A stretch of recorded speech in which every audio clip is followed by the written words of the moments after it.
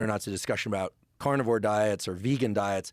I mean, I look at the debates around that, and I just have to chuckle mostly about the way that debates are playing out, because it's so theatrical, like Liver King on the one hand, and then these like dweeby vegan scientists, many of whom, I'm not talking about Stanford colleagues, of course, but others that are just like so combative in different spheres, and there's no solution to come from that. Yeah, the Liver King thing drives me nuts because that guy's on steroids.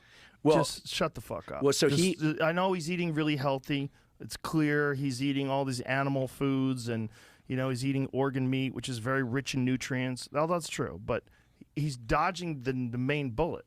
Well, it's too late for him now because he said no. Yeah. So if he is even on TRT, he should come out and just say it. Well, look at him. Because, yeah, I mean. Just, do you know how rare it is to have a physique like that and not be on steroids?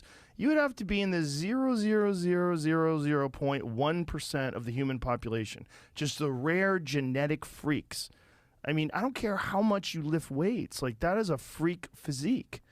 Like, pull up a photo of that dude. Well, one of his main assertions, and others have made this assertion, is that when you eat an organ like a testicle or a liver, that the nutrients in that organ are specifically channeled to the organ that it would most benefit from. Is that real? I mean, is that true? That might be. That looks like. I mean, if I were to just put that through my knowledge of hormones and biology, and I would say TRT. Oh, that guy. Yeah, the photo. But I'm saying what you just said. Oh, so the no. So there's no evidence that I am aware of that if you eat, say, liver, that the nutrients are specifically directed towards your liver. Right. There's no evidence. No evidence. There's some old studies using radioactive labeling of organs, having animals ingest those organs, and then slicing up the brain and body and looking. And there was some small but interesting specific diversion of brain to brain.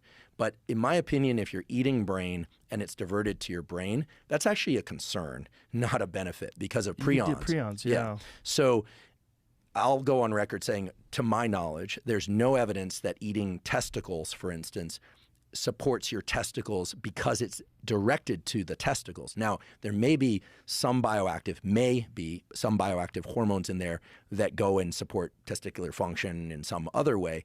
But when things are brought into the gut, they're broken down into their component parts and they go out into the bloodstream. And then which organ gets that stuff depends on whether or not there's, say, a blood-brain barrier, which keeps a lot of stuff out of the brain, or a blood-testes barrier, or a blood-ovary barrier. Every organ, like the spleen, et cetera, has a barrier. So some things get in more readily than others. But to my knowledge, zero evidence that eating spleen helps your spleen.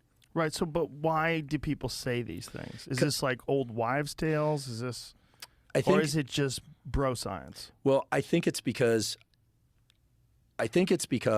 that there are nutrients, for instance, in liver, like very high concentrations of choline, precursor to acetylcholine. It is true that liver is one of the most choline-dense foods in the world, far more than an egg, far more than any vegetable or nut is going to give you. And now I'm sure some celery warrior will come after me about celery warrior, something like that. And the moment celery king, as you know better than I, the moment you say one thing categorically, you're kind of inviting it. But I've kind of learned to enjoy that response. I learned from it, and correct me if I'm wrong.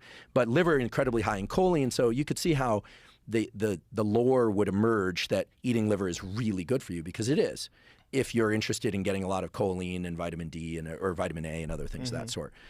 But the idea that it would be diverted specifically to your liver, that seems kind of crazy. Now, there's also this idea, I won't name names here, but there were people on social media for a while saying, well, walnuts are really good for your brain because walnuts actually look like a brain. And that's why, and testicles look a lot like testicles too. But the point is that walnuts have certain things in them that are good for lots of cells, not just for brain tissue. But they have healthy fats, right? Definitely. Walnuts. I love walnuts, so especially the red walnuts are amazing. My girlfriend's obsessed with all this like hard to find, like old-fashioned food, like red walnuts, and I don't even know what a red walnut is. They're red. The skin on the walnut is red. Really? The nut isn't red, but the skin on them is delicious. I don't think the skin. Yeah, the skin. The outer. Yeah, like so once you crack them. Yeah, once you crack them. So does it look brown in the thing? Oh, they're so good. Okay, and it looks like a brain. Okay, I have seen those before. Right. They're delicious. But I was thinking the outside shell was red. I was confused. No, they're delicious, and whether or not they're better for you than standard walnuts, I don't know. Walnuts are good for you. Walnuts are great for you. I mean, they're calorie dense, but they're great for you.